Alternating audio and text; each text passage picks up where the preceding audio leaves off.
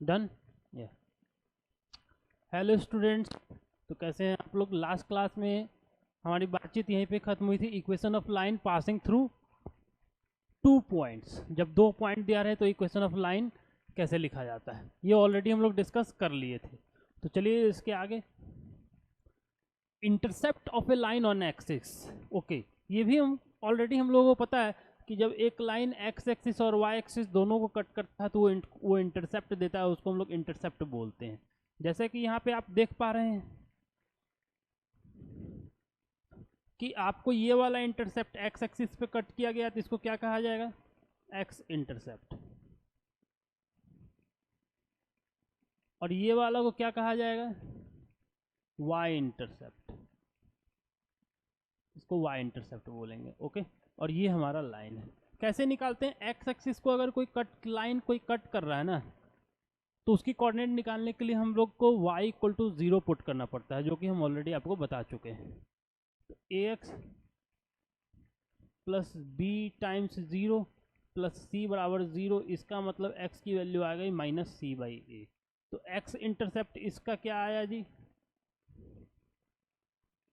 x intercept आया, ये वाला डिस्टेंस आया माइनस सी बाई ए। अब लोग सर ये नेगेटिव डिस्टेंस आ रहा है, हाँ वो डिपेंड करेगा ए और सी के वैल्यू पे। हम लोग डिस्टेंस पॉजिटिव लेते हैं, लेकिन कोऑर्डिनेट आपका ये। इसी तरीके से हम लोग वाई इंटरसेप्ट भी निकाल सकते हैं, तो ये हम लोग ऑलरेडी देख चुके हैं। इंटरसेप्ट फॉर्म, हाँ यहाँ से हमको देखना था intercept form, the fourth form of straight line. Straight line के डिफरेंट फॉर्म्स हम लोग डिस्कस कर रहे थे, ये है हमारा इंटरसेप्ट फॉर्म। इंटरसेप्ट फॉर्म क्या होता है, X upon A plus Y upon B equal to 1। यहाँ पे ए और बी क्या है, इंटरसेप्ट है। एक्स क्या है, ए क्या है, एक्स इंटरसेप्ट है, और बी क्या है, वाई इंटरसेप्ट। एक लाइन एक्स एक्सिस को कहाँ पे कट किया, तो ए पे, और वाई एक्सिस को कहाँ पे कट किया, बी पे, तो ये होता है। अच्छा, निकालना कैसे, हम ऑलरेडी आपको बताएं, 2 पॉइंट फॉर्म लगा दो, काफ़ी इजी है। जैसे कि एक पॉइंट यहाँ पे लिया गया, ये मान लेते हैं ये पॉइंट एच कॉमा के है। इसका मतलब क्या हुआ कि हम एक्स एक्सिस पे कितना डिस्टेंस गए, एच, वाई एक्सिस पे कितना आए, के, तब जाकर के ये पॉइंट हमको मिला है। ऑलरेडी बता चुके हैं पिछले क्लास में, स्लोप को क्या करना पड़ता है, इक्वेट करना पड़ता है। परपेंडिकुलर फॉर्म, हाँ ये देखिएगा, परपेंडिकुलर फॉर्म क्या होता है भाई, कोई भी एक स्ट्रेट लाइन पे जब आप ऑरिजिन से परपेंडिकुलर ड्रॉप कर रहे हो, ऑरिजिन से परपेंडिकुलर ड्रॉप कर रहे हो, इस परपेंडिकुलर का जो लेंथ है वो p है, और ये परपेंडिकुलर वाला लाइन अल्फा एंगल बना रहा है with positive direction of x axis, यानी कि एंटी क्लॉकवाइज में। तो इस लाइन का इक्वेशन होता है एक्स कॉस अल्फा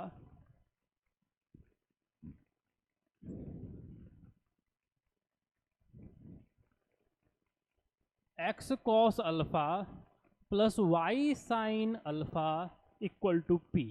ठीक है, इस डायग्राम में जरा देखिएगा, ये अल्फा एंगल बना रहा है, ये क्या है, पी है, तो इस लाइन का इक्वेशन ये होगा। क्लियर है, ध्यान में क्या रखना है, पी डिस्टेंस है ओरिजिन से लाइन पे, पी क्या है, डिस्टेंस है ओरिजिन से लाइन पे, अल्फा क्या है, एंगल बना रहा है पॉजिटिव डायरेक्शन के साथ। ओके, चलिए, a line form a triangle of area 54 root 3 square unit with coordinate axis if the perpendicular drawn from origin to the line makes the equation of line। काफी आसान सा question. एक line है, ठीक है, वो एक ट्रायंगल बना रहा है कोऑर्डिनेट एक्सिस के साथ, मतलब एक्सिस को कट करके क्या बना रहा है, एक ट्रायंगल। ओके, इसका एरिया दे दिया। अच्छा, ये एक राइट एंगल ट्रायंगल है, राइट एंगल ट्रायंगल का एरिया क्या होता है जी, half into base into height, यही होता है। ये दे दिया है, कितना दे दिया भाई, 54 रूट 3। चलिए, perpendicular drawn on origin, I mean drawn from origin on the line, एक परपेंडिकुलर ड्रॉप किए, makes an angle 60 degree, 60 degree बना रहा है। ओके, काफ़ी आसान क्वेश्चन है, देखिएगा ज़रा। हम इसको P मान रहे हैं, क्या मान रहे हैं? P मान रहे हैं। देखिएगा यहाँ पे P मान रहे हैं। क्या आप ये वाला चीज़ बता पाओगे? हाँ, ये होता है P cos थीटा। आप लोग पढ़े होंगे कि अगर ये x है और ये अगर थीटा है तो ये वाला जो कंपोनेंट होता है ये x cos थीटा। याद कीजिएगा, फिजिक्स में पढ़े होंगे आप लोग। अगर f रहता था तो ये क्या बोलते थे इसको हम लोग? f cos थीटा बोलते थे।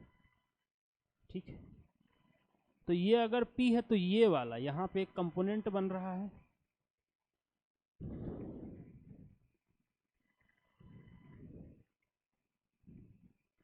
ये P है तो ये क्या हो गया?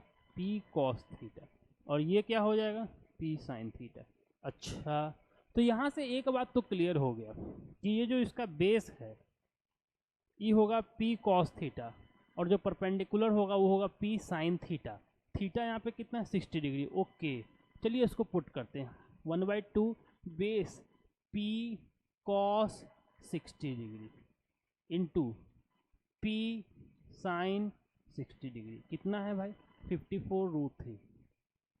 साइन 60 क्या होता है और कॉस 60 क्या होता है, बताइएगा जरा। 1/2 P square cos 60 sine 30 1/2 sine 60 root 3/2। I think यहाँ तक बात क्लियर होगा। तो फाइनली हमको क्या मिल रहा है? 1/2, जरा देखिएगा, P into P square, okay, P square cos 60 sine 60 equal to 54 root 3। ठीक है, यही तो एरिया है। अब यहाँ से हम P का वैल्यू निकालते हैं। कैसे निकालेंगे भाई? ये रूट 3 से रूट 3 कैंसिल हो जाएगा और काफ़ी इजी है। P स्क्वायर बराबर क्या आया? 54 इंटू 2 इंटू 2 इंटू 2। चलिए 54 का एक प्राइम फैक्टराइजेशन कर लेते हैं।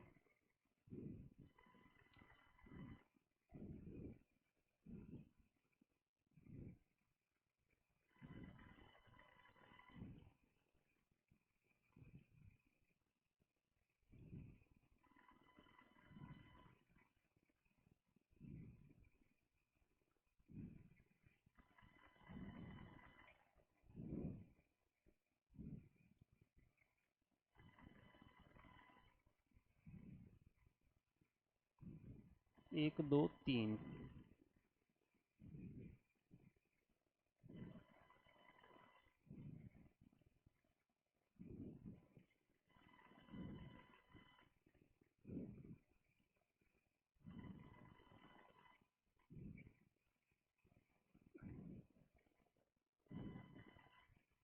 देखिएगा मैंने क्या किया, इसको लिखा 27 इंटू 2, ये 3 था, ये 3 मैंने इधर लगा दिया। अब आपको पता है P का वैल्यू पॉजिटिव और नेगेटिव, स्क्वायर रूट है, हमको तो पॉजिटिव लेना है, डिस्टेंस है ऑलरेडी बता चुके हैं। तो P का वैल्यू क्या आएगा?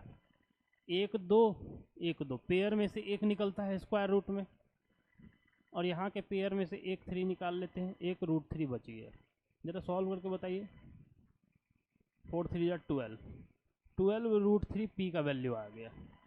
क्या आया भाई? 12 रूट 3। चलिए इक्वेशन लिखते हैं। एंगल पता है, हाँ, अल्फा के बारे में पता है कि 60 डिग्री है। P पता है, हाँ पता है, जस्ट अभी निकाले हैं। जरा देखिए 12 रूट 3, ठीक है, 12 रूट 3। इक्वेशन चाहिए होगा बिल्कुल, x cos 60 y sin 60 बराबर 12 रूट 3। सॉल्व कर दीजिए। x/2 रूट 3/2 12 रूट 3, इसको मल्टीप्लाई कर देते हैं एलसीएम लेकर के। x plus root 3y equal to 24 root 3। ठीक है, काफ़ी आसान क्वेश्चन था ये। चलिए आगे बढ़ते हैं। पैरामेट्रिक फॉर्म, हाँ ये बहुत काम का चीज़ है कि अगर हम किसी अनदर पैरामीटर के टर्म में इक्वेशन लिखना चाहें तो कैसे लिखेंगे। देखिए सबसे पहले इक्वेशन क्या होता है हम बताए थे, x minus x one upon cos theta, y minus y one upon sine theta बराबर r, ये होता है। अब इसमें हम एक एक चीज़ आपको समझाते हैं, x1 क्या है, y1 क्या है, कॉस थीटा क्या है, साइन थीटा क्या है, ये r क्या होता है, ये सारा चीज़ क्लियर कर दिया जाएगा। r होता है डिस्टेंस, ध्यान में रखिएगा, r क्या है, डिस्टेंस है। ओके, r कहाँ से कहाँ का डिस्टेंस है, तो क्या है कि हम अपने मन से एक स्ट्रेट लाइन पे एक पॉइंट एज्यूम किए जो इस पे चल रहा होगा h कॉमा k, एक पॉइंट आपको गिवन होगा, ध्यान रखिएगा, एक पॉइंट आपको गिवन होगा, एक पॉइंट आपको एज्यूम करना है, उसके बीच का दूरी, डिस्टेंस फार्मूला याद है आप लोगों को, पहले पिछले क्लास में पढ़ चुके हैं, हाँ वो लगेगा, उसकी इंपॉर्टेंस है। उसकी जो दूरी है वो क्या है, r है, तो हम बोल सकते हैं पी क्यू बराबर r। यहाँ तक तो बात समझ में आया, r के बारे में इंफॉर्मेशन तो मिल गया, बिल्कुल बिल्कुल। अब जरा सा देखा जाए, अगर ये लाइन थीटा एंगल बना रहा है, थीटा एंगल बना रहा है, तो हम बोल सकते हैं कि tan थीटा भी एक तरह से देखा जाए जो कि m होता है, स्लोप। हाँ, अब यहाँ पे आप देखिए ध्यान से, इसको ज्वाइन करके एक ट्रायंगल हम बनाए, ऑलरेडी पिछले क्लास में देखे थे कि ये वाला एंगल और ये वाला एंगल इक्वल होता है, ये और ये लाइन पैरेलल है तो ये और ये एंगल इक्वल हो, बिल्कुल। तो यहाँ पे जरा हमको देखिए के बताइए कि ये वाला डिस्टेंस कैसे निकलेगा जी, तो ये h कॉमा के लिए हो, ये डिस्टेंस आ गया h माइनस एक्स वन, ये आ गया k माइनस वाई वन, इतना इन्फॉर्मेशन तो पता है हमको, पता है, वेरी गुड। अब जरा देखिए, हमको चाहिए कॉस थीटा, कॉस थीटा कैसे निकालेंगे, कॉस थीटा, कॉस थीटा कैसे निकलेगा जी, क्या होता है, कॉस थीटा क्या होता है, b बाई एच, ये अपॉन ये, अच्छा h minus x one upon r. Okay, हमको चाहिए साइन थीटा, साइन थीटा क्या होता है जरा बताइए, साइन थीटा होता है p by h, okay, k minus y one upon r. यहाँ से साइन थीटा और कॉस थीटा हमको मिल गया, मेरा 90% काम यहीं पे हो गया, मैंने इक्वेशन निकाल लिया। अब हमको क्या करना है, r की वैल्यू निकालनी है, क्या करना है जी, r की वैल्यू निकालनी है, देखिएगा जरा ध्यान से, क्या करना है, r की वैल्यू निकालनी है। ओके, अगर आपको यहाँ तक नहीं समझ आया कि कॉस थीटा साइन थीटा कैसे निकाले हैं, एक बार इस ट्रायंगल को ऑब्जर्व करना है, ये थीटा एक पॉइंट एज्यूम किए हैं, थीटा गिवन है, एक पॉइंट गिवन है, एक पॉइंट को एज्यूम किए, बस। जरा बताओ हमको कि अगर हम बोलेंगे कि कॉस थीटा का वैल्यू जो कि p बाई एच होता है, I mean b by h होता है, x minus x one upon r, तो आप r का वैल्यू क्या बताओगे, हाँ क्रॉस मल्टीप्लाई कॉस थीटा। उसी तरीके से साइन थीटा भी क्या आएगा, k minus y one upon sine theta, ये सारे क्या हैं, r की वैल्यू हैं। अच्छा, अब r की वैल्यू को हम इक्वेट कर देते हैं और फाइनल रिजल्ट हम यहाँ पे लिखना चाहेंगे, देखिएगा, तो r का वैल्यू क्या आया भाई, पहले कॉस वाला बताइए क्या था जरा बताइए, बिल्कुल x minus x one upon cos theta बराबर y minus y one upon sine theta, हो गया। अब जरा स्टेटमेंट पढ़ लेते हैं, देखो जरा, equation of line passing through this point and making an angle theta, एक लाइन जब थीटा एंगल बना रहा है पॉजिटिव डायरेक्शन के साथ, एक लाइन जब थीटा एंगल और वो किसी एक पॉइंट से पास कर रहा है, तो आप इसको यूज कर सकते हो, ये होता है आपका पैरामेट्रिक फॉर्म, किसी उस पैरामीटर के टर्म में हम लिख पा रहे हैं इसको। पैरामेट्रिक फॉर्म क्या है, एक बार और थोड़ा सा हम डेप्थ में आपको बताते हैं, देखिएगा। बस आप यहाँ पे देखो, काफ़ी इंपॉर्टेंट पॉइंट लिखा गया है, पहले तो इसको आप नोट कर लीजिए।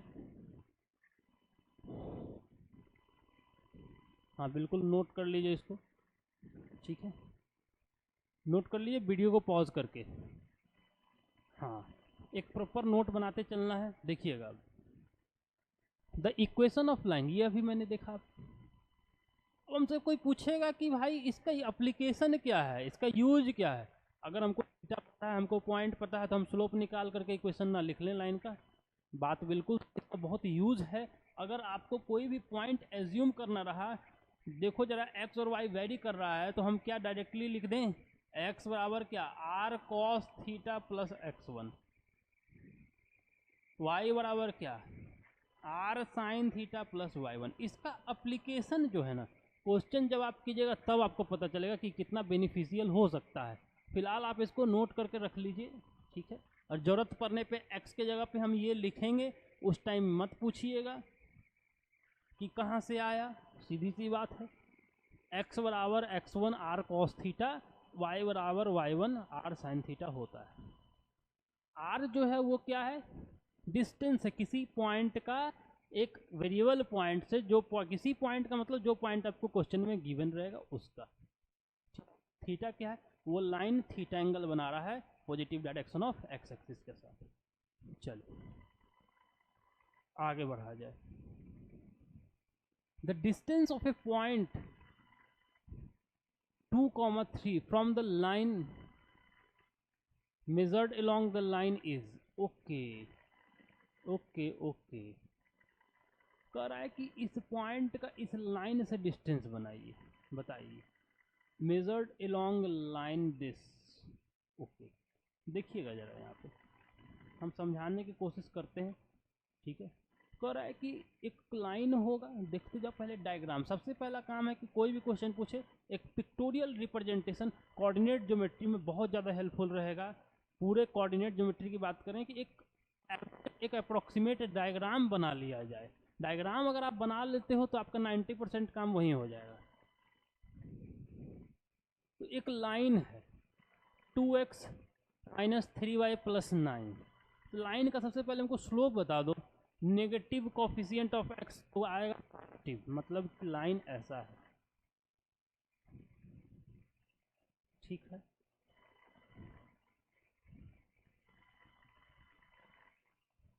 और एक और लाइन है,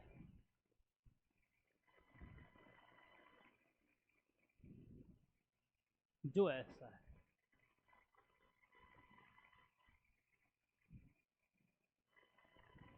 ठीक है। कैसे पता चला ऐसा, देखिए भाई, negative coefficient of x, slope 1 है, ऑरिजिन से नहीं पास कर रहा है, ठीक है। थोड़ा सा अगर हम अच्छा डायग्राम बनाएं, ठीक है ना, ऑरिजिन से नहीं पास करेगा, स्लोप 1 है, ऐसा टाइप का, ठीक है, इस तरह का कुछ।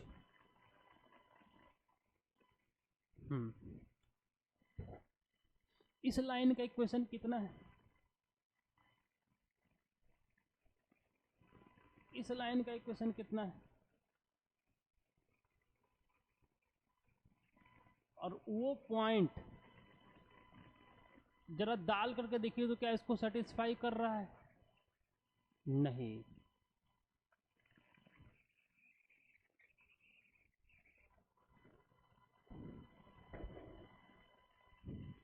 एक पॉइंट हम ले रहे हैं 2,3, सबसे पहला काम क्या करना है, इस 2,3 को इस पे भी पुट करना है, इसमें पुट करके चेक करना है कि क्या कोई लाइन सेटिस्फाई कर रहा है क्या, जरा देख करके बताइए।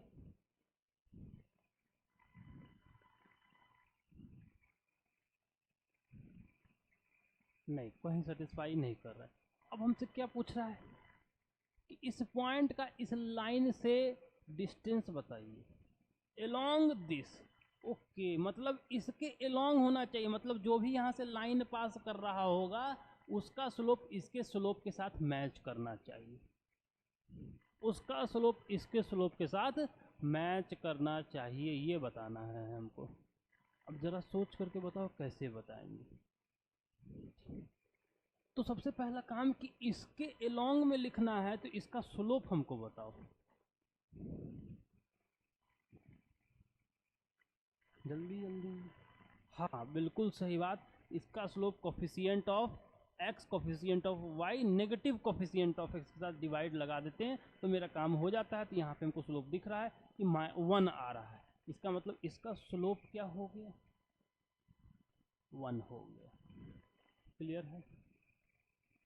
और ये पास किससे कर रहा है, 2,3 से। क्या इस लाइन का इक्वेशन आप लिख लोगे, बताइए कैसे लिखेंगे।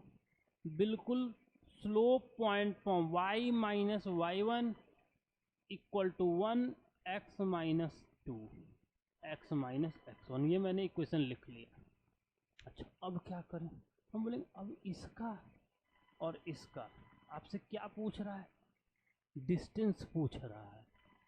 अच्छा कैसे निकालोगे भाई डिस्टेंस, तो किसी पॉइंट से किसी लाइन पे दिया गया परपेंडिकुलर डिस्टेंस निकालना पड़ेगा।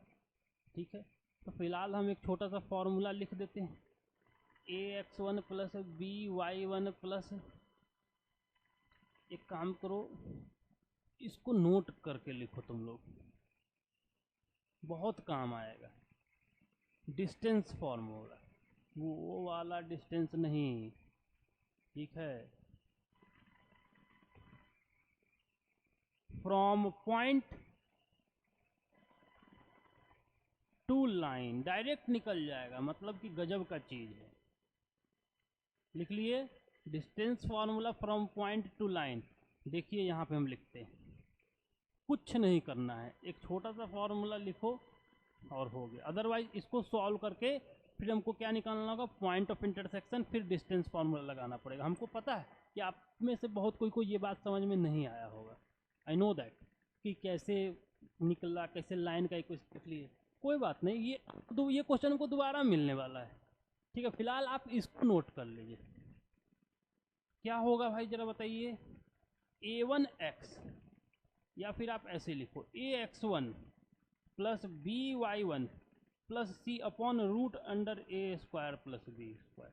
बहुत ही आसान चीज कह रहा है कि आप इसका जो भी इक्वेशन लिखा गया उसको लिख दीजिए, x के जगह पे जो पॉइंट है वो, y के जगह पे जो पॉइंट है वो डाल दो, यानी कि x और y को रिप्लेस कर दो, x1 y1 से डिवाइड लगा देना root under A square plus B square. अगर आपको ये बात समझ में आ गया तो कोई दिक्कत नहीं, नहीं समझ में आए तो और अच्छी बात है, जब दोबारा हमको ये मिलेगा वहाँ पे हमको थोड़ा सा नॉलेज कलेक्ट कर चुके होंगे, तब हम इसको वापस से डिस्कस कर लेंगे। ठीक है, तो फिलहाल आप इस क्वेश्चन को लिख करके स्पेस छोड़ करके भी आगे बढ़ सकते हो, इसको नोट करने का है तो नोट कर लीजिए, दैट्स इट।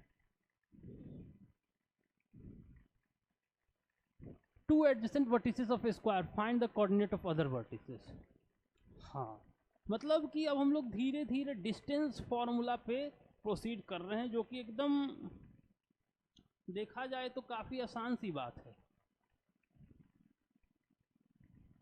कि आपको दो एडजेसेंट वर्टिस, मतलब आमने सामने वाला दे दिया गया है। अच्छा, स्क्वायर का पहला वर्टिसेस कितना है जी, 1,2, दूसरा क्या है -2,6। बोलो सर -2,6 आप यहाँ भी लिख सकते थे, कोई दिक्कत नहीं है, एडजेसेंट ये भी है ये भी है। Okay, find coordinate of other vertices, other vertices आपको निकालना, कैसे निकालोगे, एनी आइडिया, चलिए बताइए जरा फटाफट।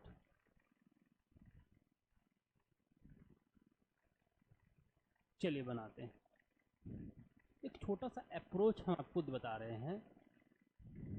ये तो है एक स्क्वायर, सही बात है,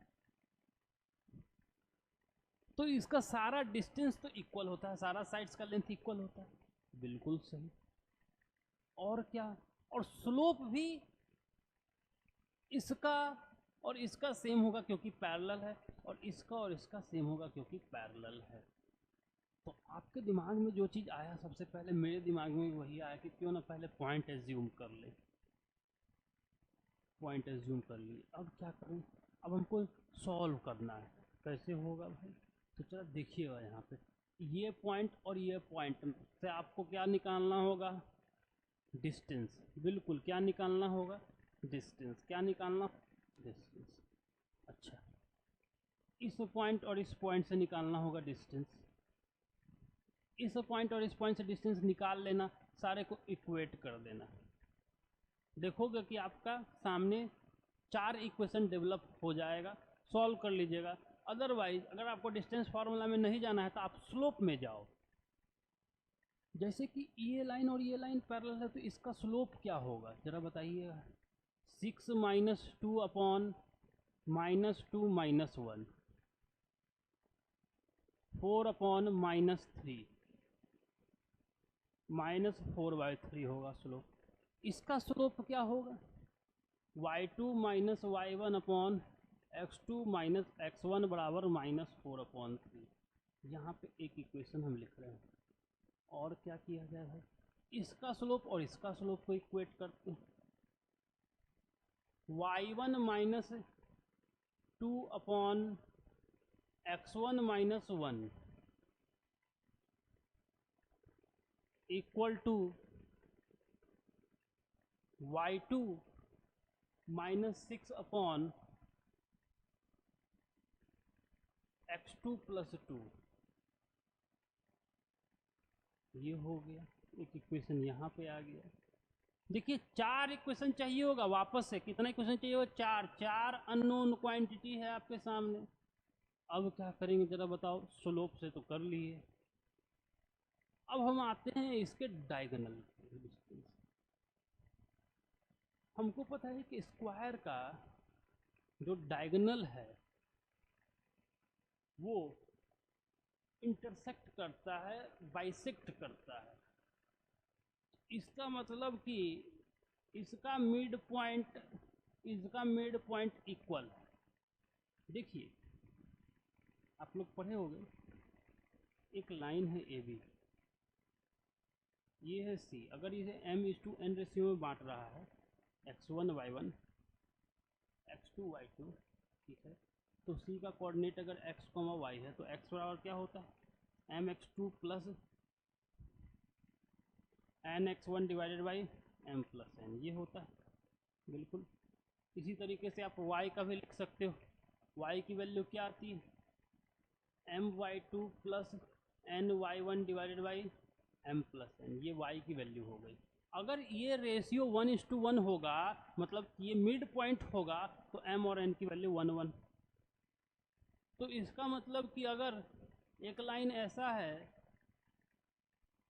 और इसको 2 पार्ट में डिवाइड कर रहा है कोई भी पॉइंट C इंटरनली, यस 1:1 में, इसकी कोऑर्डिनेट x1 y1, इसकी कोऑर्डिनेट x2 y2 और इसका कोऑर्डिनेट xy है, तो x का वैल्यू आप इजीली लिख सकते हो x1 plus x2 divided by 2, y बराबर y1 plus y2 divided by 2। Clear, चलिए इसी चीज़ को हम यहाँ अप्लाई करते हैं। हमको पता है कि एक स्क्वायर का डायगोनल बाइसेक्ट करता है, इसकी मिड पॉइंट क्या आएगी जरा बताइए तो जी। ये वाला कोऑर्डिनेट क्या था, 1,2 था, एकदम देखिएगा ध्यान से। 1,2 बताइए क्या लिखेंगे, x2 plus 1/2 comma y2 plus 2/2। बिल्कुल बिल्कुल, ये मैंने इस इधर से निकाला। अब इधर से भी निकाल लेते हैं, क्या आएगा जी, x1 plus -2/2 comma y1 plus 6/2। अब यहाँ पे एक मास्टर स्ट्रोक आपको लेना पड़ेगा कि x का जो भी चीज़ है उसको x के साथ इक्वेट करो, y का जो भी चीज़ है y के साथ इक्वेट करो, बस काम खत्म हो गया। आपके सामने 4 इक्वेशन। अदरवाइज आपको 4 बार डिस्टेंस फार्मूला लगाना पड़ेगा, फिर आप उसको सॉल्व करके बना पाओगे। समझ में आ रही है, ठीक है, इसको सॉल्व करिएगा और आंसर जरूर कमेंट बॉक्स में बताइएगा। क्लियर, ठीक है, चलिए तो हम लोग आगे प्रोसीड करते हैं। वापस से एक बार बताए थे, इसमें इंपॉर्टेंट पॉइंट ये भी था, स्क्वायर का डायगोनल बाइसेक्ट करता है। बाइसेक्ट का मतलब होता है दो इक्वल पार्ट में बांटना। बाइसेक्ट करता है, मिड पॉइंट होगा, मिड पॉइंट लगा दिए। कहाँ से लगाए? सेक्शन फार्मूला से। कौन सा सेक्शन फार्मूला भाई? Internal section formula, internal bisection वाला। एक एक्सटर्नल बाइसेक्शन वाला भी होता है, उसमें माइनस साइन का यूज किया जाता है। Reduction of general equation into other form, very good. अब हम लोग जनरल फॉर्म को डिफरेंट फॉर्म में कन्वर्ट करने के लिए सीखेंगे। अच्छा, जनरल फॉर्म क्या होता है? जनरल फॉर्म ये ax plus B Y plus C equal to 0, ये हमारा हो गया जनरल फॉर्म। इसका रिडक्शन हमको देखना है, इसको डिफरेंट डिफरेंट फॉर्म में कैसे करेंगे। कितना फॉर्म है जरा बताइए, एक बार लिख लिया जाए। सबसे पहले स्लोप इंटरसेप्ट फॉर्म, उसके बाद क्या था भाई? स्लोप पॉइंट फॉर्म या वन पॉइंट फॉर्म। उसके बाद क्या था? Two point form. उसके बाद क्या था? टू पॉइंट फॉर्म के बाद intercept form. Yes, intercept form के बाद क्या है? जल्दी। हाँ, नॉर्मल फॉर्म या perpendicular form. And the last parametric form.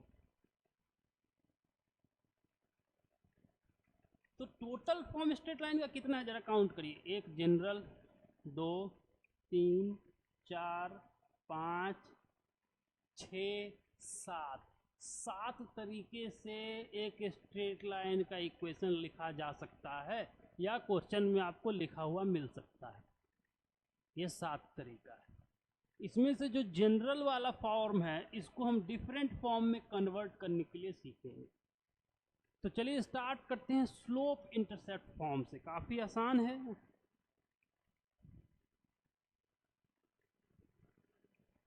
ठीक है, जनरल फॉर्म ये होता है, हमको पता है। हम क्या किए? अर्थ है स्लोप इंटरसेप्ट फॉर्म होता क्या है? y equal to M X plus C होता है। एक तरफ y रखना है, उसकी कोफिशिएंट 1 होनी चाहिए, बाकी सब चीज़ दूसरे साइड, बस काम खत्म हो गया। तो चलिए इसको कन्वर्ट करते हैं। एक तरफ y रखना है, बाकी सबको उधर भेज दो, माइनस ए एक्स माइनस सी। देख पा रहे हैं? लेकिन y का कोफिशिएंट आपको 1 चाहिए। y का कोफिशिएंट अगर 1 चाहिए, इसका क्या मतलब हुआ जी? इसका मतलब हुआ कि b से डिवाइड करना पड़ेगा। तो चलिए b से डिवाइड कर देते हैं। तो y बराबर क्या आया? Minus A by b x plus minus C by b. यही होता है स्लोप इंटरसेप्ट फॉर्म। ठीक है, इसमें स्लोप हमको पता चल जाता है। स्लोप क्या बना? Minus A by B. और ये है वाई इंटरसेप्ट। ये क्या होता है? Y intercept. देख पा रहे हैं जैसा कि यहाँ आप लोग देखिए, बिल्कुल वाई इंटरसेप्ट। तो अगर हम आपको बोले 2x plus 3y minus 4 equal to 0, हम तो स्लोप निकालने के लिए पिछले क्लासेस में भी बता चुके हैं। इसका स्लोप क्या होगा यहाँ से वेरीफाई भी कर सकते हो। Minus A by B minus 2/3। Y intercept क्या होगा? इंटरसेप्ट क्या होता है जी? Minus C by B, minus C minus minus plus by B. और काफ़ी आसान। अगर ये बात आपको नहीं समझ में आए कोई बात नहीं, वाई इंटरसेप्ट का मतलब वाई एक्सिस को कहाँ पे काट रहा है। आप x की वैल्यू 0 पुट कर दो, x इंटरसेप्ट पूछेगा मतलब x एक्सिस को कहाँ पे काट रहा है, y की वैल्यू 0 पुट कर दो। क्लियर है? चलिए आगे बढ़ा दो। Intercept form, okay. अभी जो आप देखे थे वो देखे थे आप स्लोप इंटरसेप्ट फॉर्म। अब हम बात कर रहे हैं दूसरा, सेकंड जो है वो क्या है? Intercept form. इंटरसेप्ट फॉर्म होता क्या है? x के नीचे कुछ, y के नीचे कुछ बराबर 1, बस सीधी सीधी बात है। एक साइड 1 हो, बाकी सब दूसरे साइड हो, x के नीचे होना चाहिए, y के नीचे होना चाहिए। ओके, जरिए जरा कन्वर्जन में लगते हैं। ax plus B Y plus C equal to 0, C को उधर भेज देते हैं। ax plus B Y minus C, अब माइनस सी को इधर भेज देते हैं नीचे में। जब आप इसको नीचे भेजोगे तो इधर 1 बचेगा, और 1 ही तो बताना है उधर।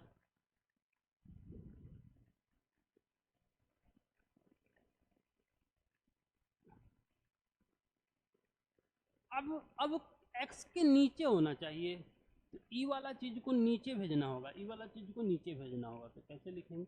x upon minus C by a, y upon minus C by b बराबर 1। यही आपका क्या है? इंटरसेप्ट फॉर्म है।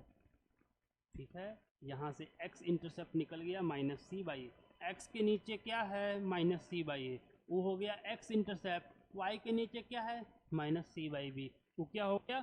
y intercept. ठीक है, क्लियर है बात? फिर वही चीज़ हम रिपीट कर रहे हैं। अगर हमसे x इंटरसेप्ट निकालना पड़ेगा तो क्या हम इसका यूज़ करेंगे? नहीं। क्या करेंगे? x इंटरसेप्ट के लिए y का वैल्यू 0 डाल करके सॉल्व कर देंगे। क्या करेंगे? y का वैल्यू 0 डाल करके सॉल्व कर देंगे। अगर y इंटरसेप्ट पूछेगा तो क्या इसका यूज करेंगे? नहीं। तो क्या स्लोप इंटरसेप्ट यूज करेंगे? नहीं। x की वैल्यू 0 डाल करके सॉल्व कर देंगे और काम खत्म। आई थिंक यहाँ तक बात आपको समझ में आ गया होगा। चलिए आगे बढ़ते हैं। नॉर्मल फॉर्म, बिल्कुल बिल्कुल, ये काफी इंपॉर्टेंट है। नॉर्मल फॉर्म क्या होता है जी, जरा बताओ तो। अच्छा, वो वाला है x cos alpha plus Y sine alpha equal to p. हाँ, तो यहाँ पे हमको क्या क्या चाहिए? यहाँ हमको चाहिए पी, हमको चाहिए होगा कॉस अल्फा, हमको चाहिए होगा साइन अल्फा। चलिए इसको दो केसेस में हम लोग डिस्कस करते हैं, एक जब सी पॉजिटिव, एक जब सी नेगेटिव।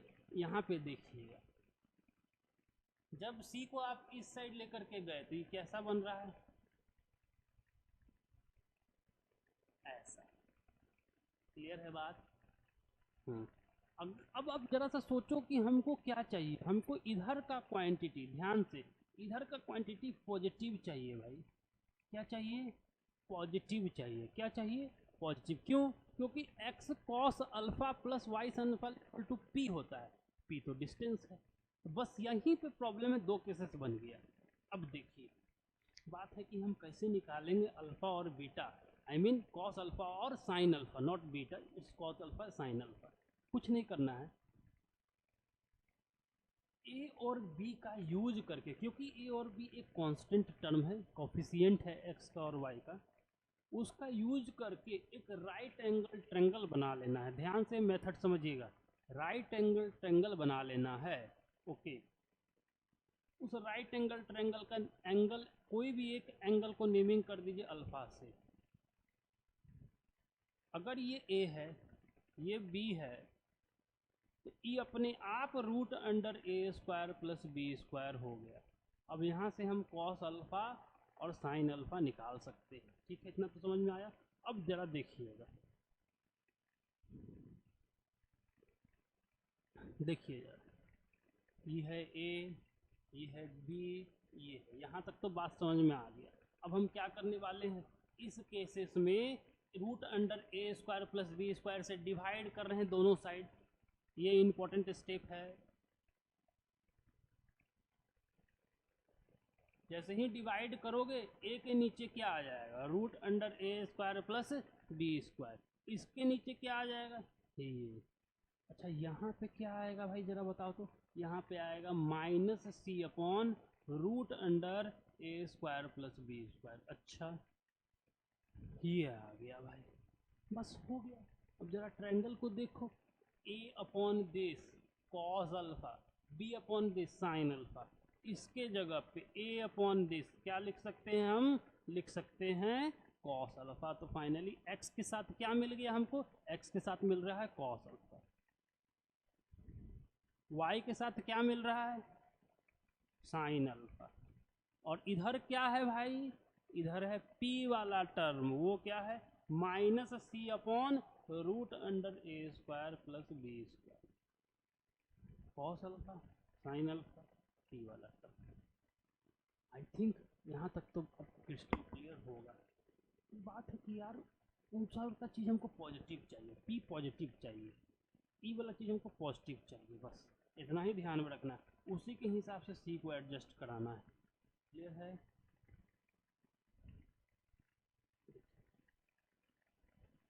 यहाँ पे देखिए सी को एडजस्ट कैसे कराया गया है भाई। सी को एडजस्ट कैसे कराए, तो सी को एडजस्ट कराएंगे। अगर इधर इधर नेगेटिव आ रहा है तो माइनस से मल्टीप्लाई कर दो, पॉजिटिव आ रहा है तो मत करो। तो ए और बी में एडजस्ट होगा। हाँ अब बात समझ में आया, ए और बी में एडजस्ट होगा बिल्कुल। ये माइनस से मल्टीप्लाई किए, ये और ये क्या हो गया, नेगेटिव हो गया, यहाँ डाल दिए। अब लोग यहाँ डाल दिए तो सर ये इससे क्या फर्क पड़ेगा भाई, ये तो लेंथ है, राइट एंगल ट्रायंगल बनाया। इसमें इसका वैल्यू डालोगे रूट अंडर माइनस ए स्क्वायर का भी स्क्वायर, क्या फर्क पड़ता है, तो पॉजिटिव ही होता है। तो यहाँ पे हम डिवाइड और डिवाइड इसी से करेंगे दोनों साइड, ठीक है। लेकिन ये चेंज कर जाएगा, अब कॉस अल्फा ये बन गया, साइन अल्फा ये बन गया। क्लियर है बात? इसको नोट कर लीजिएगा, ठीक है। यस, इसको नोट कर लीजिए।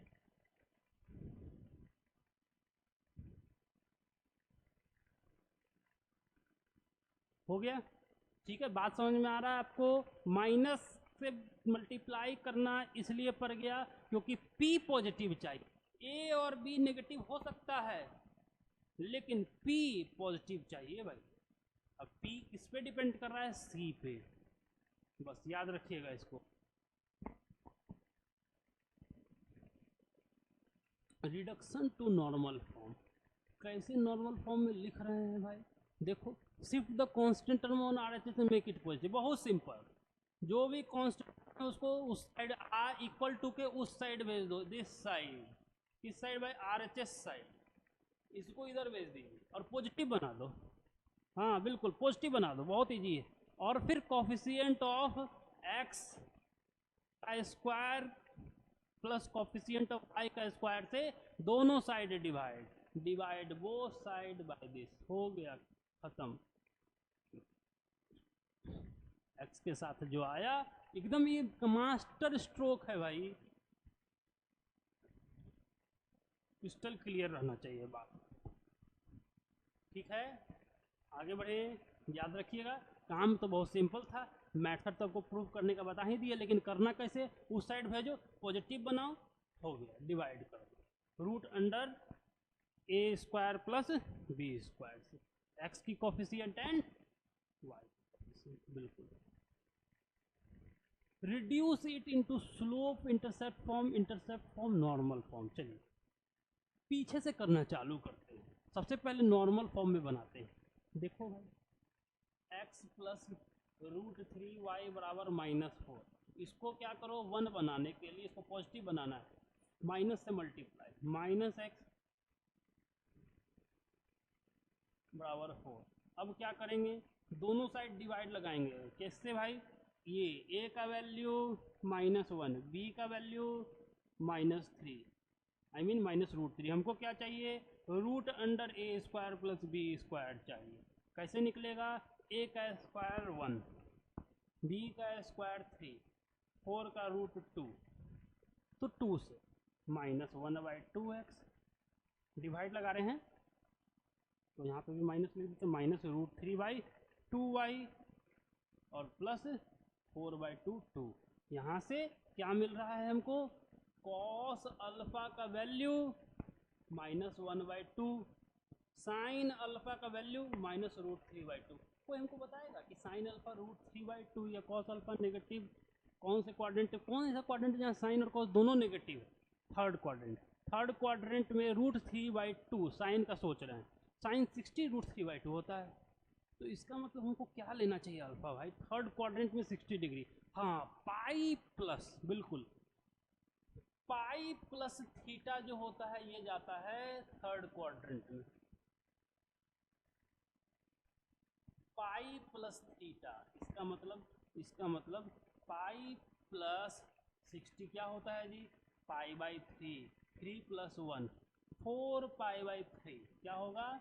4π/3 होगा। बिल्कुल, अल्फा की वैल्यू आ गई 4π/3। मेरा काम हो गया। अब हम चलिए इसको लिखते हैं, x cos 4π/3 plus y sin 4π/3 equal to 2। यही है क्या? Normal form. अब हम निकालते हैं इंटरसेप्ट फॉर्म। क्लियर है बात? क्या कि ये मेथड तो समझ में आ ही गया होगा, क्या प्रोसेस फॉलो करना है, क्रिस्टल क्लियर चाहिए। आगे बढ़ते हैं। इंटरसेप्ट फॉर्म ये होता है x upon A plus Y upon B equal to 1। इसमें कन्वर्ट करना है। कैसे होगा भाई? चलो देखिए, x प्लस √3y बराबर -4। डिवाइड लगा देते हैं, x upon -4 plus √3y upon -4 equal to 1। इस साइड 1 बनाना पड़ता है। अब एक एक करके सबको भेजो, तो यहाँ तो 1 है, इसको भेजना पड़ेगा।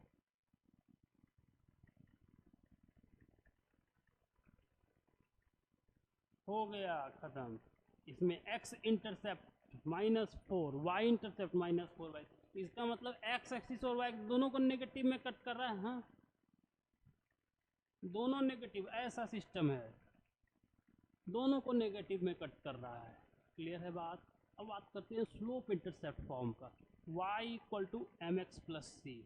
एक तरफ y और एक तरफ सारा चीज, और y का कोफिशिएंट 1 चाहिए। y का कोफिशिएंट 1 चाहिए। चलिए किया जाए। क्या है भाई? x plus √3y plus 4 equal to 0। कैसे करें? तो एक तरफ y रखना है, बाकी सबको उस तरफ भेज देना है। बहुत बढ़िया बात। y को रख लेते हैं, सबको उधर भेज देते हैं, -x-4। y कोफिशिएंट 1 चाहिए। y बराबर -1 अपॉन √3x -4 अपॉन √3 हो गया। m की वैल्यू ये, y इंटरसेप्ट ये। खत्म हो। आई थिंक यहाँ तक बात आप लोगों को क्रिस्टल क्लियर हो गया होगा। ठीक है, समझ में आ रहा है? Very good. चलिए तो आगे बढ़ा जाए। देख लीजिए, सॉल्यूशन किया हुआ है यहाँ पे। ऑलरेडी हम आपको डिस्कस करके बता दिए, इंटरसेप्ट फॉर्म का किया हुआ है। ठीक है, देख लो एक और अच्छे से देख लो, वेरीफाई कर लो। कुछ नहीं है इंटरसेप्ट फॉर्म में, एक साइड 1 रखना है, बाकी सारे को दूसरे साइड भेज देना है नीचे में। यस, आगे बढ़े। नॉर्मल फॉर्म का देख लो भाई, ये भी काफ़ी आसान है। यहाँ तो एंगल निकाला भी नहीं है, हम तो भी आपको बता दिए। क्लियर है? कॉस अल्फा साइन अल्फा और पी, इतना वैल्यू चाहिए होता है। इतना वैल्यू आपको मिल गया, आप इजीली नॉर्मल फॉर्म लिख लोगे। क्लियर है? Okay, very good. चलिए आज का लेक्चर हम लोग यहीं तक रखते हैं, मिलते हैं आपसे अगले लेक्चर में। तो आई थिंक यहाँ तक आपको सारी चीज़ समझ में आ गई होगी। प्रॉपर नोटबुक फेयर करिए, फेयर बनाइए। ओके, जो नहीं समझ में आएगा कमेंट करिएगा, पूछिएगा।